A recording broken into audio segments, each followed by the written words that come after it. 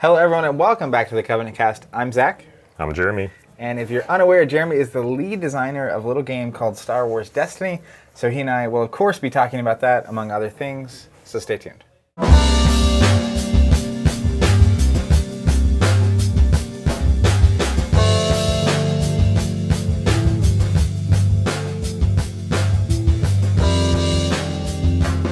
Okay, Jeremy, first off, thank you so much for coming. For those unaware, which is everybody, Jeremy just landed. There was a crazy, I don't know, what do they call it? Vortex? Polar vortex. Polar vortex. He was supposed to be here a couple days ago. We're recording this on the day of the first day of Covenant Masters at Covenant Tulsa, of course, the big finale. And if you're listening to this, you probably listened or watched us stream over the weekend. And I'm just lucky. I'm so happy you got here. We were talking about it on the way here. It's like, it got canceled on one day, got canceled the next day, and then the last day, I mean, you're showing up literally like an hour before this thing starts. Like, right. Right now, people are starting to gather in the store, so I appreciate you making it. I'm happy that you got here. We're actually able to get a lot of questions from the community, so we're basically just going to be scrolling through some questions, having some conversations about Destiny, about game design in general.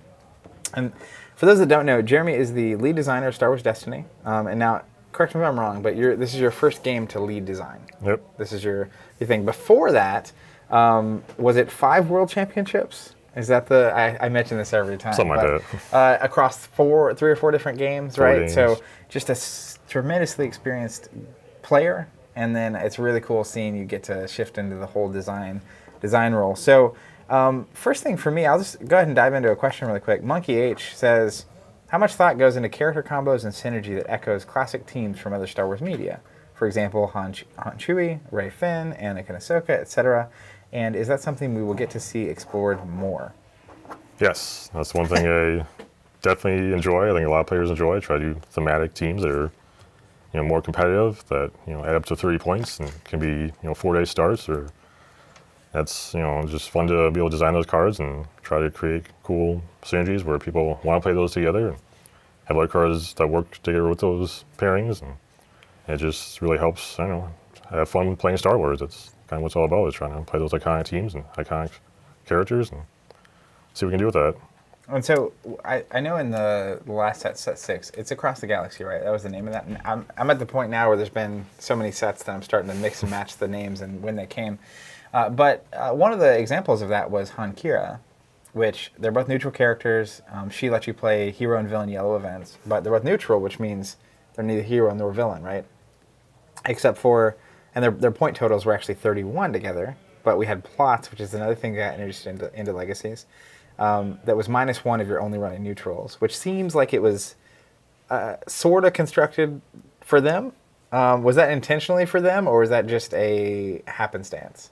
I guess it started with them. Yeah, it'd be kind of fun to do what a neutral team looked like. We'd never really pushed that before, so it's kind of the genesis there, Han Kira, so in order to promote that, we did a plot as well, and it's kind of fun to see when you look at the two together. They're 31 points initially. Like, why don't they work together? They're 1 point over. Well, that's how the first couple of sets felt, right? That's true. There were a lot of pairings that were just close. Like close, but you could kind of run it or not. Like Han Chewie originally, you could run Elite one and regular the other. Right. And then now, and it's important to note too, for people that may not know. So you became the lead designer kind of in the phase of like 2-player starter / legacies, right? Or like that had been worked on. Lucas was the original designer and creator of the game. Yep. He'd had a hand in some of the set 4 and 5-ish stuff, but then in that area is when you got involved and actually started taking part, right? Transition, yeah. Yeah. So, you have the plot with Han Kira, and then you even have their combos, like I think the Han and Across the Galaxy is 15 points, and like Beckett was 15 points, so technically you could run that if you wanted to run it, and Beckett and Val fit together.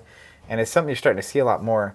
And the results are bearing out as well. The regional results being tabulated. iRebel's been doing a great job keeping up with all that. Yes. And you just start seeing these like logical pairings together. And that leads me to one of the cards that was in your deck you were running, the challenge deck you're going to be running here at Covenant Masters, that we spoiled on the stream, will be spoiling on the stream, I guess, which is Palpatine. So the original version of Palpatine that we got was 28 points elite, which obviously left the door open for people to ask the question, Are we ever going to be able to spend those other 2 points on something, which eventually we got plots? But this Palpatine was only 18 points. So in your mind, what are the thematic pairings? And I'm not trying to like peek into what cards might be coming out at future point costs, but like who goes with Palpatine? I guess there's another card that I played with as well here. Not very iconic or well known, but there's a Sentinel Messenger. Sentinel Messenger, a droid. There's also I forget, is it Sly? Sly Moore. Sly Moore is another, in the episode 3, I guess, is one of those side characters that's always kind of around with him. I obviously picture Anakin, the like opera room scene, Yeah. and there's Anakin / Vader kind of pairing off. So technically, again, because of the either bitter rivalry or solidarity plots, you could run Anakin with Palpatine at this point. You could, yeah. Which is a nice little pairing. Yeah, you can also, sometimes it's fine doing a non-elite Palpatine since he's such a powerful card. And that way you can do, like what I did, do 2 8-point characters with him. So it's only 3 die start, but still, in a way, Palpatine, his power action is almost like an extra die already. Sure. So for those that didn't catch it, Palpatine's 14, 18, 14 for regular, 18 for elite, 10 health, 2 melee, 2 focus, 2 shields, 1 resource. He gets +1 health for every ability on him, and they don't count towards his upgrade limit. And he also has the power action where he can roll an ability on him into the pool. So that's kind of what you're mentioning. It's like an extra die. He's essentially elite at 14 in a way. Yeah, assuming you get an ability on him. Which highly likely if you're playing him. Now, we're approaching rotation for the first time, and part of Masters is kind of celebrating the first 6 sets of the game, and then set 7 comes out, and the way that's going to work, if you're unfamiliar, rotation happens, and the first 3 sets, the first trilogy goes away. So tonight is our Constructed event, which we're going to be streaming. It's trilogy, so it's only the last 3 sets. So technically, once Convergence comes out, it's trilogy plus that set. So, speaking of Palpatine and his Force abilities, one of the early first cards that came out was Sith Holocron, which is a villain card from Awakening, 0 cost, very powerful, lets you play a Force ability for free. How does a card like that impact future design, right?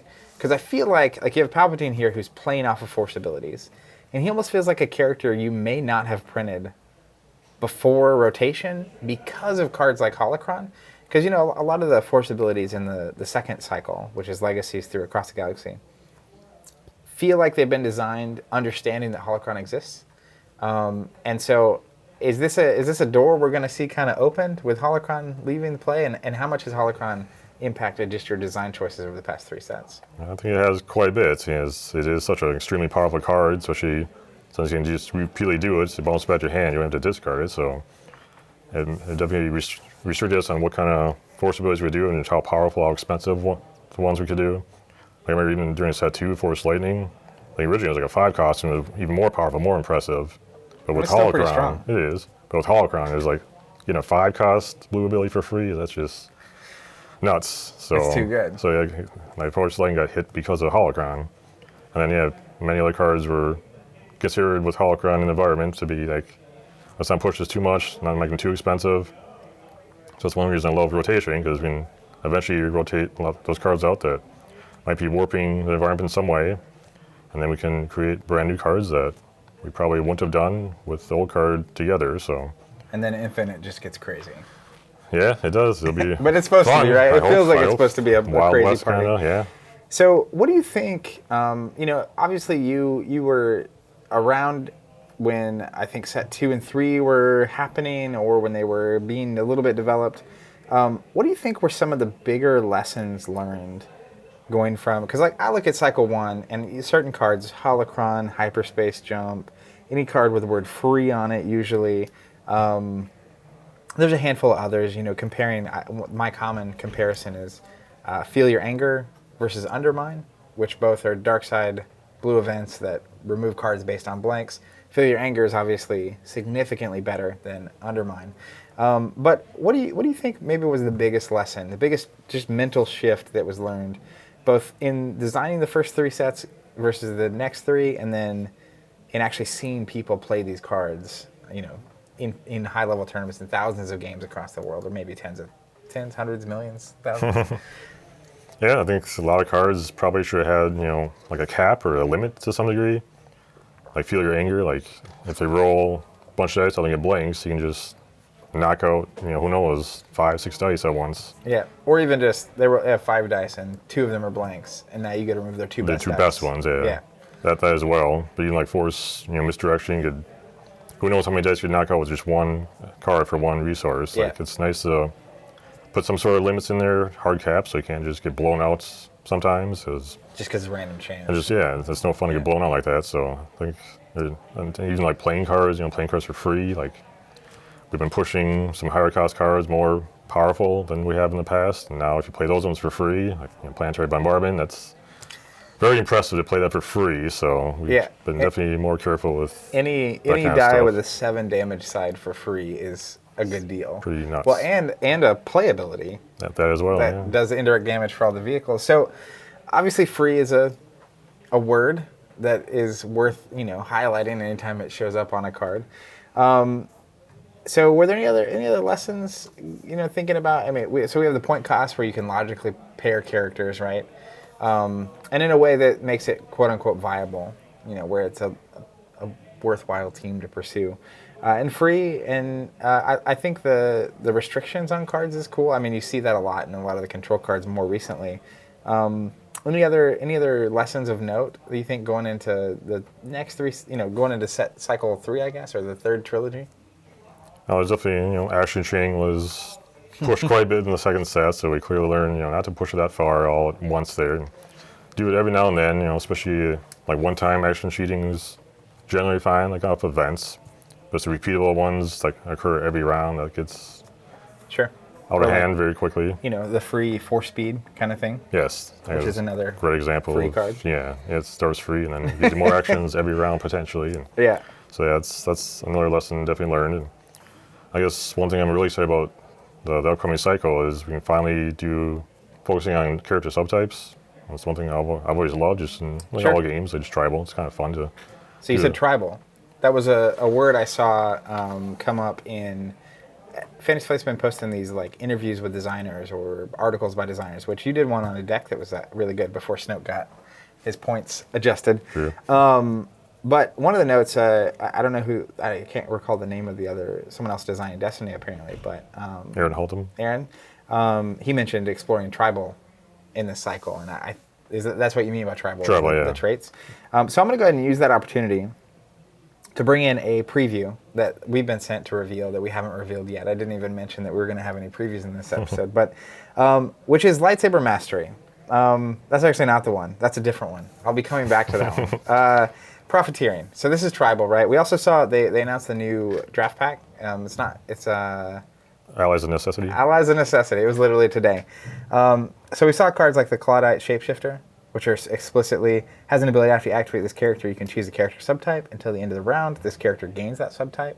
Pretty cool, especially in draft if you're going to explore a lot of cards that focus on subtypes. Having a character that can have any subtype you want might be very useful. Definitely. And thematic, but the preview is Profiteering. So it's a yellow plot, 2 points. After one of your scoundrel dice rolls, scoundrel being the tribal thing, aside showing a resource, you can actually just resolve it. So I think that's exploring those thematic elements and the subtypes seems awesome. So like how is that changing your perspective on designing Destiny? Is it opening doors for you? Yeah, definitely. There's a lot of cards I've always wanted to do like early on, but we couldn't since the characters in the first cycle didn't have any subtypes. So it's just like you want to do a card that's like spotted Jedi to do something really cool, but you couldn't. You just had to spot a blue character, and it's like it's not as cool for me. Like want to. Yeah. Just where Jedi is really cool, or Sith, a lot of stuff. So like, you could have a blue character that's not a Jedi, obviously. Right. But a card like Mind Trick is something you would expect only a Jedi or a Jedi or a Sith or that kind of, if it's neutral, right? So that's pretty cool. Are there any specific keywords that you're a particular fan of? So like, there's Jedi, there's Scoundrel, there's Sith. Are there any that you're a particular fan of? Not that you show favoritism, by the way, but just that like get you excited to like explore that keyword in some way. How about Gungans? That's Steven from downtown over there pointing at us. Come on, give us some Gungan love. Yeah, They're fun, right? They're Jar Jar. Who's a Jar Jar? So the Gungan support's not going to go away. We're going to keep rolling in the Gungans. I mean, we did enough in set 5 for the moment, so we'll see when the next time they'll get some love. And is there a concern? I know in the 2-player starters, the first time we saw Rey and Kylo both got a lightsaber that was particularly good for them, right? And Yep. so it's that same kind of mentality, right? Where you have someone's blaster and it's better on them than it is on everybody else. Is there a concern with the subtypes that the decks and the cards in the decks will become too obvious? Where it's, if you only have 5 blue events that spot a Jedi, then like when you see a Jedi, you just kind of start assuming there's 10 cards in their deck that that. Can it get too obvious in that way? Yeah, it definitely could. I mean, that's one thing I've been concerned about, is pushing it too far, where in a way we're kind of making decks for players. It's just so obvious. Like, I know some players don't like that, but I know others definitely do. So some players really don't like deck building. It's very challenging, overwhelming, especially there's so many cards now in the card pool. There's Sure. over 1,000 cards right now. Just kind of gives them an easier So yeah, it's just way gives them in. a direction. Like, here's a card that tells you, what to do. Pick these cards to go with it, and it's obvious for some players. Other players just not, and they really appreciate it. And so, another thing I've noticed, it seems like we're trending towards, because, in the challenge deck, we saw Palpatine, we saw Palpatine's lightsaber, we saw Force Storm, we saw Malice, we see Force Pull. You see all these cards, and these Force abilities and Palpatine. And so, 2 things here. One, obviously, this is you kind of honing in on a theme, Force abilities, right? But, it's cool because Force abilities obviously have an implication outside of Palpatine. It's not just for Palpatine. There's Force abilities that can be used on anybody. He just happens to interact with them in a very specific way. And so Vader could have interacted with them in a different way, and Mace Windu, and go down the list of Force users, and Yoda, and whoever. But how much is I just totally lost my train of thought on that. I got totally sidetracked on the Force abilities. I remember where I was going. So another thing I really like that I've been seeing is in set 6 across the galaxy. At least I'm always paying attention to the blue cards. I like blue. It's my favorite of the colors in the game. We got a whole bunch of Darth Vader cards, right? Darth Vader's lightsaber, Darth Vader's meditation chamber, Fear and Dead Men, which is a classic quote of his from the comics. And I think there's even a couple more. Oh, Vader's Fist, another Vader-centric card. Then it's both his lightsaber and his fist reference him specifically, right? So it seems like there's this, in the first couple of sets, first 2 or 3, and even number 4 and 5, if it more felt like, there weren't really themes being explored in a set. There weren't characters really being specifically explored. There weren't Jedi or Sith being explored, or sometimes you get like 1 or 2 maybe like I think set 4 had 2 Gungans and like 1 or 2 cards that reference Gungans. But I feel like we're getting, that's why I mentioned all the Palpatine previews. It's like there's a Palpatine theme that's happening and being developed. In the last set, we had a Vader theme that happened and was developed.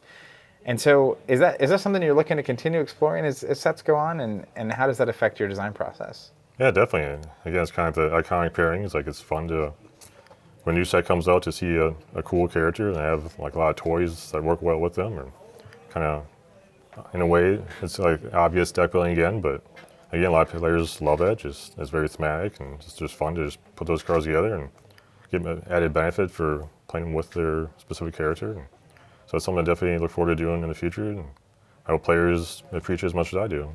Sure. And, I'll go ahead and hit on another question here from Joseph Lunn. And he asked, what characters have been the most surprising in terms of how the community did or didn't embrace them? So are there any characters, some that strike me? Snoke was very popular, the Snoke Throne. Vader has been really popular lately. He's winning something like 50% of regionals. He's representing 20-30% of the field at most tournaments. So was Vader expected? Yeah, I mean, maybe not 50% expected, but we definitely knew he was going to be a tier 1 character for surely. Like, I felt it was long overdue to make a very strong Vader. I mean, he won the very first Worlds, but kind of quickly disappeared after that. Yeah. We had Vader 2 in the second set there, and he had some okay pairings, but nothing super amazing. And he also kind of faded away, so it feels bad having a Star Wars game without a strong Vader out there. So Sure. we definitely pushed him to maybe the limits there to see how far we could take him. And Do you think you took him too far? I don't think so. I I mean, it's Vader, so if there's anyone who should ever really push, I think it's him. Like Should be Vader. He's just kind of like the most iconic character of Star Wars. So Sure. it's just So, to Joseph's question, have there been characters that you're either surprised people didn't play more, or maybe played more than you even predicted? Yeah, like this obvious one is Snoke. He's clearly wasn't expected to be that strong, so it's just he did change a bit during development and was more expensive at one time and got pushed down to get better pairings as a support character. Usually they're best if they're with a stronger character, a higher point value character. They're lower, so he kind of got pushed down further, and then yeah, it turned out he was definitely too strong for those points. So lesson learned, yeah. But we did balance them, and I mean it's pretty amazing what 1 point can do. Like it doesn't seem like much, but it can make a huge difference and just cuts away so many of those very strong pairings. And he seemingly just disappeared. Not completely, but it's like it went from like 30-40% of decks to like one or two decks per regional kind of a thing. Pretty amazing, yeah. That's pretty awesome. As a designer, I feel like that's not something. Growing up when I was playing these games, there were errata, there were bans, but I feel like things like Balance of the Force lists that adjust point costs, and Destiny is unique because you have these point costs on these starting characters that are integral to the game. But how much do you count on having Balance of the Force when you're designing? Like, are you trying to design to not need it, or do you push, and then if you push too far, you can adjust it? I mean, ideally, you'll never need it. I mean, ideally, you'd get the right point value in time and have a nice, fair, balanced card, but that's really not possible. I mean, unless you play it really safe all the time, which we don't want to do. Like, you want to make exciting cards, fun, interesting, cool cards that people want. So at times you do have to push things, and it is nice knowing we have that tool just in case. Like with Vader, like we made sure we push them quite a bit, and worst case scenario, we could just balance them for 1 point, and that can do wonders. So it's nice to know we have that option at all times. Yeah, it's pretty cool. When you guys first came out with that, I was very happy to see that. It seems like a pretty easy errata to make on a card that doesn't really affect gameplay. It just affects the initial setup. Yep, and we can take it back too. As like on car, we play real safe there by +2, just make sure got him gone. Like he got him out of really here. Got sick of him for a while there, so let's just. He was really insane for a minute. And then that was a very safe bet. So knocked him down later on to +1, and still hasn't seen play, which is probably a good thing with Thrawn still in the metagame. Like that was one deck that most players do not like to play against, so we want to leave that one go. It has Time of the Sun, but with Infinites, there'd be a whole new holocron. So sure, maybe on car is fine if you just. I think Infinite's going to be the craziest thing. It's going to be like just wild. It will. All right, so let's get another question here from community. Brad Dilly says, "I'd like to know how they determine which cards get reprints." So, in your mind, what makes a good reprint card? We saw the Stormtrooper. I don't know what else we've even seen that's definitely getting reprinted, but what's that process like? Yeah, that's a great question. I mean, I guess there's some cards that just feel right. They're just balanced very well. They're very thematic and just fun cards that kind of almost just core, very simple, elegant cards. It does get hard designing cards for so many sets over and over and over for simple abilities, like even just a 1-cost remove a die kind of card. Yeah. There's only so many you can do before it gets so similar and almost redundant. So it's nice to have the option just to say that was a great card. It was balanced perfectly, very elegant. Sure. Let's just reprint it. Maybe an example of this is from the first set, Isolation. Pay 1. You have to spot a blue character, I think. Remove a die. Remove a die. A character die. It's not a character die, specifically. Not fancy. It's got 2 restrictions on it. Seems fine. Yeah. Seems like a fine. I don't know. Choice. I'm not trying to fish for anything here. So, are there any cards? There are definitely. I think this is what was so appealing about Destiny in the beginning for me. It does feel very elegant. Like it's having these hard choices that are ultimately really simple. Like there's not even the Isolation card we were talking about earlier. I think of like Best Defense. It's like you're trading a card, a resource, and 3 damage on a red character to remove 2 dice. Early on, that was a super powerful card. But there's that, which is like cards that feel fair and that feel thematic and felt good. And they're also cards that all of us as players have memories of, right? Big games that you won because you had Best Defense, or you won because of this card or that card. which is cool. And like the Stormtrooper has new art, which is cool to see. Like you're getting new stuff. But is there also an element of like there are some cards that are just really fun, and like you want like my favorite's Mind Trick. I'll say Mind Trick until I'm blue in the face, right? I think like every time I play that card, I see my opponent's face. It's one of my favorites. So do you go back and look at those kind of cards too? Oh yeah. And yes, there are some personal favorites that it's a really cool, awesome card. You know, some other players agree, so let's reprint it. Otherwise, sometimes you do, you know, very similar new versions, you know, just little tweaks off them, and maybe if one was slightly too strong, do a newer version that's, you know, maybe just balanced. If you tweak it, do you call it the same thing, or do you call it something new? That'd be something new. Because it's just different, represents. Yeah, we have that discussion. Like, I guess technically we do that already with unique cards, like Millennium Falcon. There's 3 different versions out there. It's the exact same title. But non-unique ones, that's one we've discussed it before. Like, there's some really cool iconic titles that are non-unique that'd be cool to do new versions of, like Force Stroke. I mean, it's not a super iconic Star Wars thing, so it'd be cool to do a new version since the original one wasn't quite there. Like, it was fine for the first set. It was it okay, wasn't as good. And then it just went nowhere. So I'd love to see an awesome Force Choke. Yeah. We'll see if it's called Force Choke or not. I mean, you gotta have Force Choke in the game, right? That was actually one of the things I was surprised we didn't get in the Vader lineup in Set 6. Now, I'm not as surprised. It felt like a lot of that was being pulled from the comics era. It was, yeah. Like that time frame. And that's less about Force Choke and way more about just brutal murdering thousands of people, right? The Fear and Dead Men scene. So, I mean, let's do this first. What do you think about doing a second version with the same title? Like totally new ability. Like a non-unique card? Yeah, like Force Choke. I think it's fine. Would it be confusing? I mean, you always have to play the card, right? As long as the art is obviously different. I don't know. Could you still run only 2 Force Chokes in your deck? Yeah, that's fine. You do one of each if it's infinite or whatever. I think that's totally fine. And especially because I feel like the main way people are going to play is either Trilogy or Standard. And so as long as they're not back-to-back cycles, I think you don't really... Ideally, you wait till the one rotated out, so there's only one per standard. There's never both multiple ones in so standard. it's only ever confusing if you're playing Infinite. And when you're playing Infinite, there's going to be... we get 12 sets in. It's there's 2,000 cards. So you're going to have to really be on your stuff either way, kind of a thing. That's just... I don't know. I guess I'm curious what players think. And I'm also more and more leaning towards... maximizing fun when I'm playing, and it's I just want to have a fun Force Choke in the game that feels like Force Choke.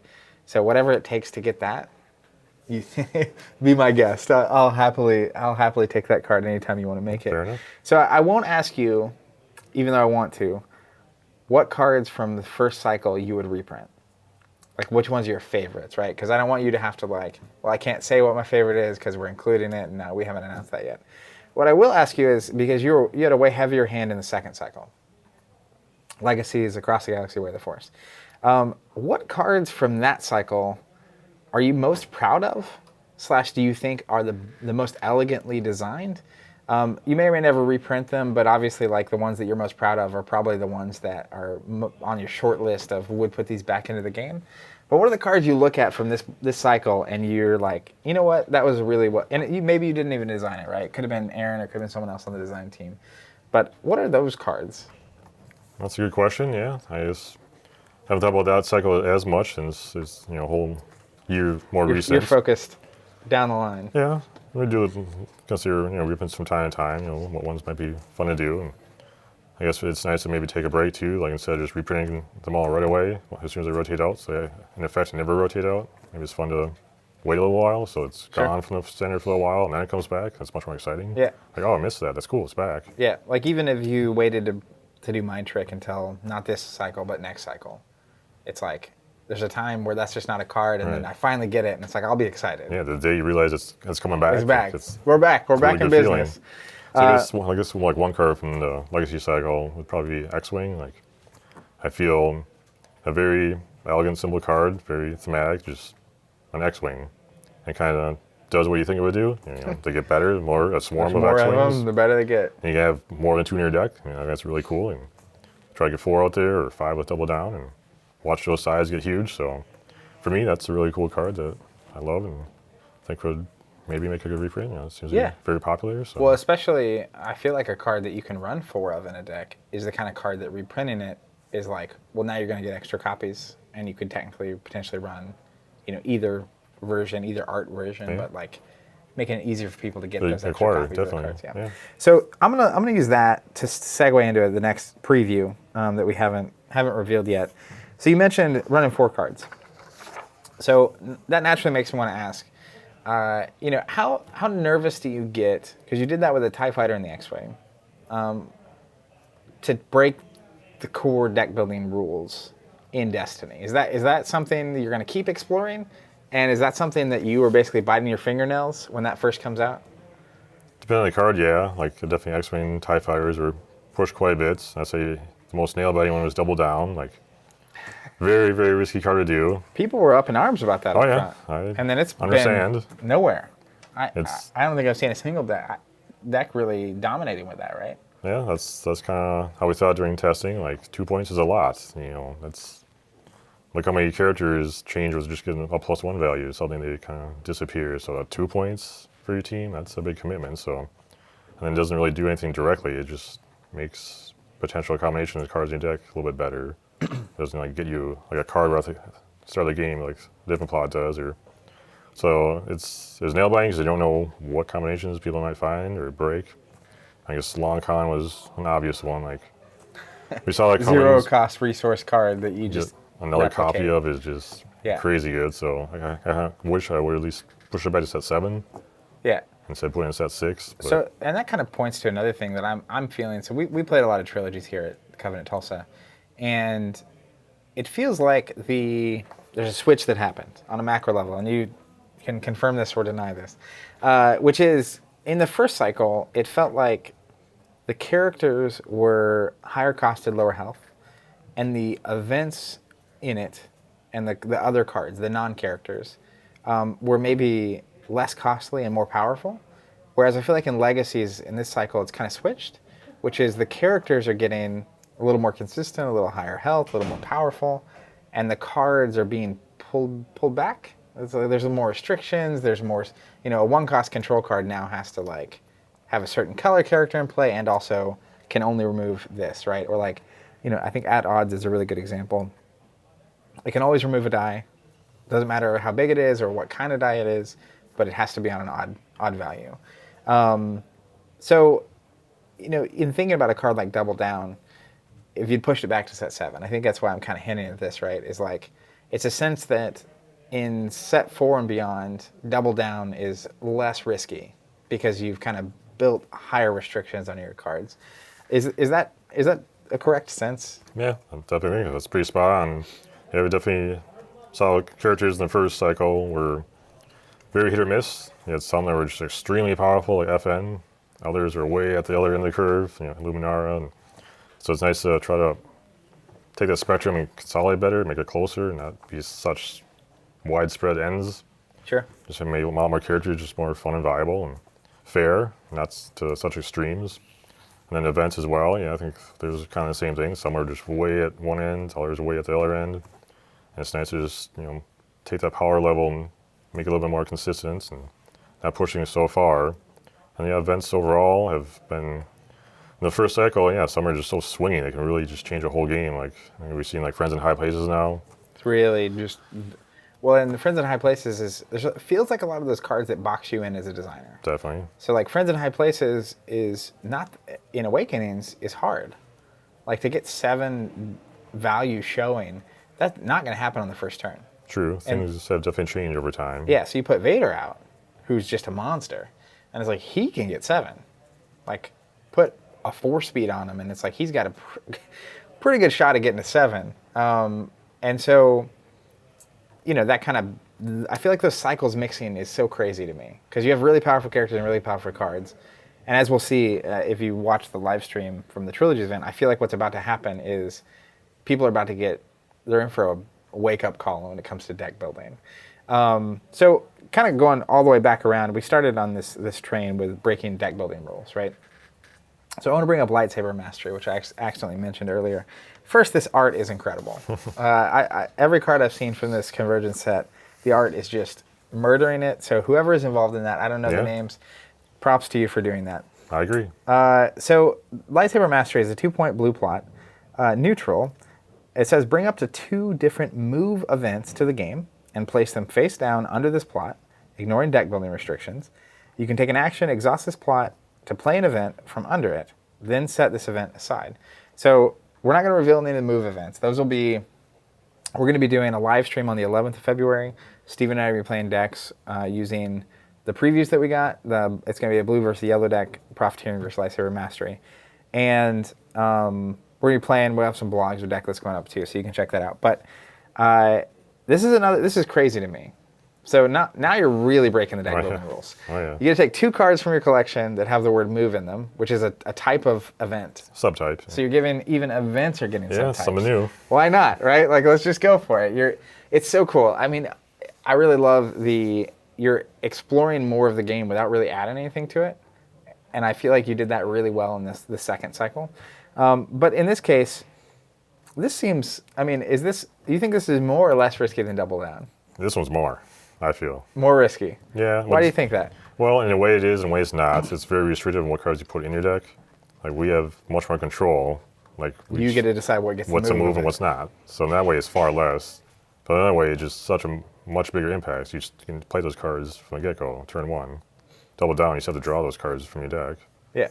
And your So- opponent can still discard them. They can True, still. yeah. And But this one, is like they just- undiscardable. right, they're Yeah. pretty much untouchable. Discard your opponent's hand, they can still play a card. Yeah. So in a way, it's less risky in a way, since we have much more control over that, but it's just much more, I feel much more powerful overall. I expect to see a lot more play than Double Down ever has. So in a way, I guess in the long term too, we definitely want to keep doing more moves. So I'm hoping maybe this doesn't box us in too much by making the plot so strong, but Sure. Well, We'll see. there's almost 2 things happening here, which we will be revealing, not now, but in those blogs and in the live stream. So the mastery, right? Lightsaber mastery, the different lightsaber forms, which is a very, I think, unutilized segment of the Star Wars lore, where each of these characters, right? Vader has a different lightsaber form, to Anakin, to Mace, to Yoda, to Obi-Wan. They all have these different forms. So, is that something? I feel like I'm really excited for you to explore that. I hope so. We definitely were. We did that Makashi training way back in set 2. It was a good card, definitely solid, but didn't really do anything super unique or different. So kind of want to save the forms. They're very iconic and different and very Star Warsy. So kind of want to wait and do those, give more justice than just kind of a one-shot card in the set. Try Sure. to do something more It's special. building on these themes, right? Yeah. And they can work together and they can work without this huge theme, but it seems like you keep, I'll tell you what, I don't think you can overinvest in theme. Like if you go real crazy and it's like, someone's playing Gungans and you know what they're going to play because it's all the Gungan cards, I'm fine. As long as like, I'm playing against a Gungan deck instead of like, Gungan plus Rose plus some, and that's fine too, right? These like dream team matches. But, given a choice, would you rather see crazy wild pairings or those thematic pairs? I assume it's going to lean towards the pairs. I guess, yeah. It's nice to see very thematic stuff go on and players enjoy that. And we definitely want to do both, though. We want to not cater too much to one or the other. So I think early on in the game, we definitely catered to just, your dream team, have fun mixing, matching eras, all that. And so it'll be cool and interesting, but it's also fun just to really push what feels right and watch players' reactions when they see those cards work together. Sure. So another question for Brad Dilly says, does the current meta inspire design choices, or is design of whichever set you're working on so far ahead of what's released, it's just more efficient to do your own thing?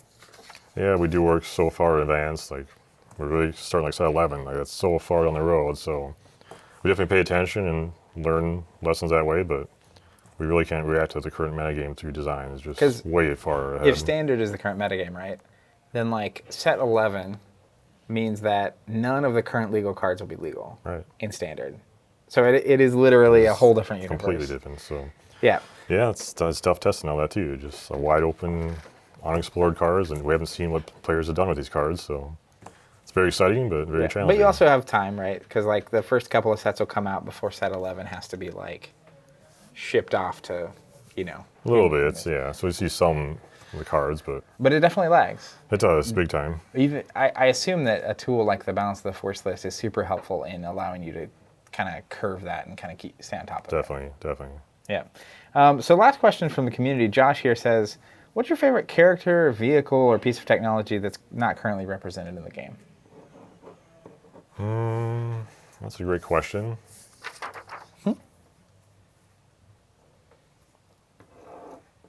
I guess might be a little divisive, but we haven't done any Ewoks yet. That's not divisive. Give me the Ewoks. Some people don't like them. Some people definitely don't like them, but I think most players do. You know, they're kind of fun, cute little things. And Well, I feel like there was in the Star Wars fandom in general, with the prequels and with the Ewoks in particular from the original trilogy, I feel like people are just coming around to just like what you like and like stop being upset by things that you don't. True, yeah. So hopefully that's what we see when the Ewoks finally hit the stage. They will eventually hit the stage, yeah. I can't wait. Okay, so I have a personal question for you. We talked a year ago. It's not personal. I have a question from me. We talked maybe a year ago. We played a game of Destiny on camera, and we talked about all kinds of stuff. That's your Worlds. Yep, and I remember a few things that you said that I really liked. One, you want to increase health on characters to make games last a little bit longer. You wanted to solidify the color pools, right? So it's like hero villain and then like blue versus yellow versus red, feeling very different. And I think in Legacies we started seeing that, right? Yellow has become a lot more about resources. Heroes gain them, villains take them, kind of a thing. Take or smash them. So do you feel like you're successfully achieving those ambitions? Because like I think one of the things that sticks out to me, Theed Palace is a plot. It lets you, not a plot, a battlefield. Lets you get a resource. If you have a neutral character, you can take another action. It feels like the resource curve of the game has sped up quite a bit. And so while the characters are higher health, they're much more consistent. Their dice have less modifiers. Their dice do more.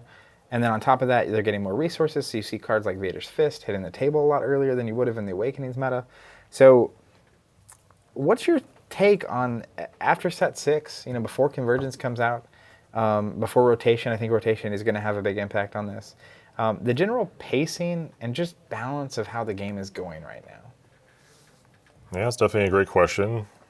I guess, look back to Awakenings, and it was very different. I mean, it's kind of natural having the card pool expanding tremendously ever since then. Like, players are going to find the best cards, most efficient cards, and put them together.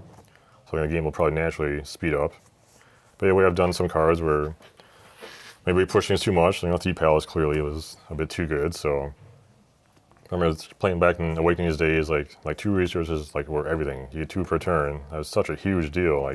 And resolving dice for resources was very important. I got a big, it's really important on that first turn. I just remember so many times you played your 2-cost upgrade, and you won't be able to play. That's it for the whole round. You wouldn't play another card at all. And we had a lot less 0-cost cards back then. So you didn't have hidden motive, you didn't have doubt, you didn't have removal and stuff like that. Yeah. So now you can actually. Anyways, go ahead. So yeah, it kind of felt bad in some ways because a lot of times you play a 1 card around. It's a lot less fun. You want to play cards and have interactions with your opponent, and see that kind of thing. So I and there's so many cards right then didn't see any place, and to one degree they're overcosted, like a lot of vehicle supports back then. But also because the resource curve was so tight. So I kind of want to try pushing some things and give it a little breathing room there, and introduce some more resources in the game to see some of those more expensive cards you play, and just more interaction between players with your 1-cost removals going back and forth, and be able to still play that 2-cost upgrade and have a 1-cost removal events. Sure. So I think we've definitely done that, and some cards we push it definitely a bit too far. There's Theed and Chance Cube and stuff like that can repeatedly make resources. That's one big thing too. Is rebuild stuff is much more difficult to balance, much more risky. Like a card that gains a resource once. Events is usually fine. That's it. You only get 1 resource off it. Yeah. Or having one of your colors, like yellow, being particularly good at getting them, maybe is something you could introduce, right, in that way. So do you feel like there's too many resources right now? At the moment, yeah, with the biggest card pool there'll pretty much ever be. This is it. This is the 6 max. sets. Yeah. 2-player box, Rivals, draft set. There's lots lots of cards yeah. out there to interact with. So I expect rotation will definitely help with that. And I'll cut back on Chance Cubes, all those early ones that were definitely Holocron's going to go away. They're too strong, yeah. Friends So in I think- places, etc. I think things will definitely be different post-rotation. I'm very excited to see how it'll go. We'll see if, Vader's Fist can be slapped down first round or not. It'll be much more difficult, so hopefully the game will, I guess, overall be more fun to play then. Not so many swingy plays, swingy turns. Maybe, hopefully, slow things down a little bit early on, too, not have such potential blowout games like that. So is a card like Theed Palace, you obviously can't balance the Force there. Maybe you Right. can. Maybe you can make it cost a point. We thought about that, but feels weird. Is there a line in the sand where you actually do something about that? Oh, yeah. Definitely. Says confidently. Yeah, it's clearly, it's way too ubiquitous. It's everywhere. It's not the intent to have a battlefield like that ever, so. Yeah. Yeah, it doesn't Well- seem that crazy. What's the plot where you get to draw a card and gain a resource at the end of a turn? Oh, the Outer Rim post. Yeah. It doesn't, Outpost. on the surface, it doesn't seem that much different than that. Right. But I remember seeing Theed for the first time, and I was just like, I don't know what can be better than just gain a resource on turn The one. very first action is a huge difference, so. Yeah. Your whole cost curve of your deck can change. Right. Yeah. So, yeah, that's definitely a little oops there, and yeah, we'll take care of it eventually. So, final question, and then I'll say a few things. We'll get out of here because we got a tournament to get to. We got to stream that game with Palpatine. What is it looking at the future of Destiny? So I feel like we had the first year, which was crazy because the game went nuts. There wasn't enough product. There was this crazy high demand, right? And then the first couple of sets were designed before the game even came out, and so we didn't really get to see experienced designers until the second cycle. We have the second cycle. Now we're hitting rotation for the first time. So what are you most excited to see going into 2019? So year 3 for Destiny. What are you excited about and hopeful for the future of Destiny? I think rotation is probably like the biggest thing. That's a very big moment for the game, the first time it'll ever happen, so it's going to be hopefully a very different but enjoyable environment. Because, yeah, we've learned a lot of lessons since those early days, and hopefully those lessons will pan out and we'll have a much, funner environment overall, and players will enjoy what we've done with the upcoming cycle, since I'm very proud of that and can't wait to see what You excited about the next cycle? I am, yeah. I've always been a big fan of the subtypes and tribal stuff, and it's our first time going to really delve into it. We've held off on that until now, so I'm very excited to see what people do there. We got a brand new card type as well with downgrades. That's something cool. we've held off on. We have tried doing bounties before in the past, early on with resource tokens, but it just didn't feel right, and it was kind of fiddly. And so let's just wait and do a whole new card type with.